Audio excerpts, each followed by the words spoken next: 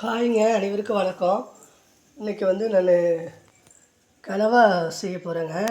எப்படி செய்யலான்னு பார்க்கலாம் வாங்க. கனவா வந்து அரிஞ்சு எடுத்து வச்சுக்கிட்டேன். இது கிச்சனுங்க. தேவையான அளவுக்கு எண்ணெய் ஊற்றிக்கலாம். ஆயில் வந்து எப்பவும் கம்மியாகவே சேர்த்துக்குங்க. நான் வந்து நல்லெண்ணெய் சேர்த்துக்கிறேங்க தேவையான அளவுக்கு. இப்போ வந்து எண்ணெய் காஞ்ச உடனே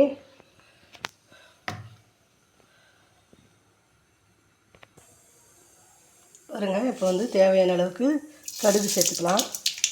கடுகு வந்து நல்லா பொரியட்டுங்க. அது கொஞ்சம் வச்சு கரண்டி எடுத்துக்கலாங்க.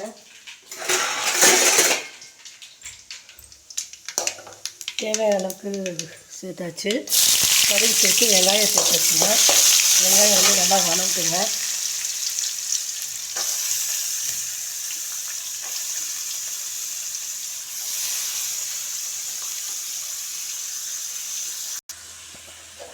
வெங்காயம் சேர்த்தாச்சு, நல்லா வணங்கிட்டு இருக்குங்க. கருவேப்பிலை சேர்த்துக்கலாம். வெரி சிம்பிளுங்க கனவா செய்கிறது. மசாலா வந்து அதிகமாக வேணும்னா இன்னும் கொஞ்சம் வெங்காயம் சேர்த்துக்கலாம். எனக்கு வந்து லைட்டான இதே போதும். பாருங்கள், மீன் பொரிக்கிற மாதிரியும் பொரிக்கலாங்க. நம்ம இப்படியும் செய்யலாம்.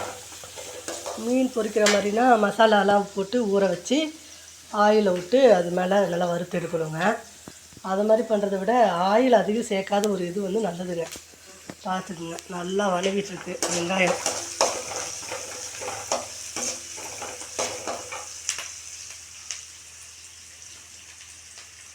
நல்லா வணங்கிட்டுருக்குங்க. இப்போ வந்து தக்காளி சேர்த்துக்க போகிறேங்க.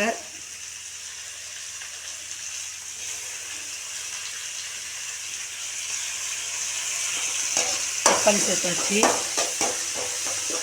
நல்லா வதக்கி விட்டுக்கலாம். பாருங்கள், தக்காளி வந்து நல்லா வதங்கிடுச்சுங்க. இப்போ வந்து கனவா சேர்த்துக்கலாங்க. நான் வந்து அரியில் கொஞ்சம் நீட்டாகவே போட்டுக்கிறேங்க. பாருங்கள், பால் மாதிரி நல்லா வெள்ளையாக இருக்கும் கனவா. நான் ரவுண்டாக அரியலாங்க. நான் அரியில் அப்படியே சேர்த்துக்கிறேன். ஏன்னா எனக்கு போதும். நான் அப்படியே நீட்டாக சேர்த்துப்பேங்க. அடுத்து மீன் இருக்குங்க, அதுவும் செய்யணும். குழம்பு வச்சுட்டு பொரிக்கணும். பாருங்கள், கனவா சேர்த்தாச்சு.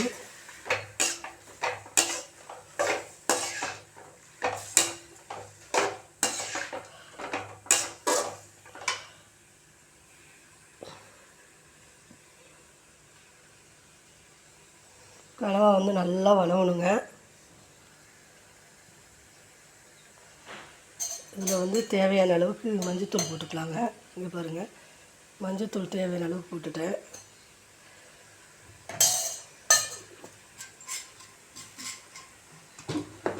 உப்பு தேவையான அளவுக்கு சேர்த்துக்கலாங்க. உப்பு தேவையான அளவுக்கு சேர்த்துக்கிட்டேங்க.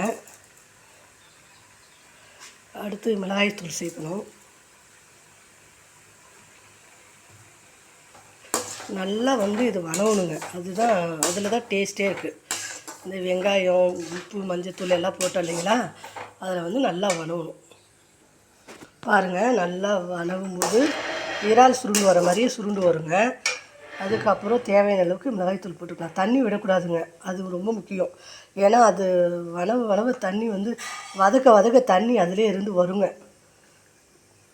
தேவையான அளவுக்கு காரம் சேர்த்துக்கலாங்க. உங்களுக்கு தேவையான அளவுக்கு தான் சேர்த்துருக்கேன். அதிகம் காரம் சேர்க்க வேண்டாம், போதுங்க.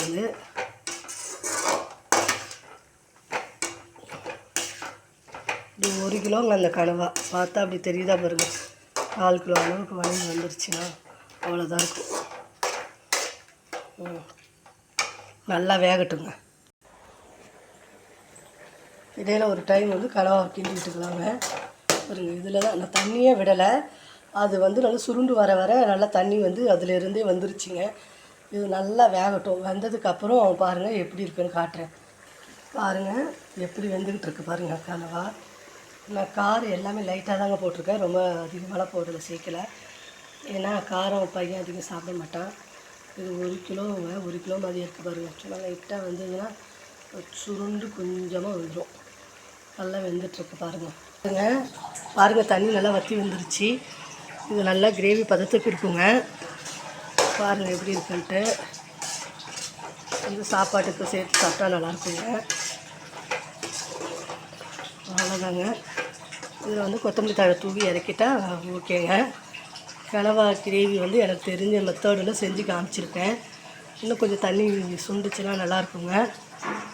நீங்கள் வந்து இந்த மாதிரி செஞ்சு பாருங்கள். செஞ்சு பார்த்துட்டு டேஸ்ட் எப்படி இருக்குன்னு சொல்லுங்கள். வீடியோ பாருங்கள். வீடியோ பார்த்துட்டு பிடிச்சிருந்தா லைக் பண்ணுங்கள், ஷேர் பண்ணுங்கள், கமெண்ட் பண்ணுங்கள், சப்ஸ்கிரைப் பண்ணுங்கள். தேங்க்யூ.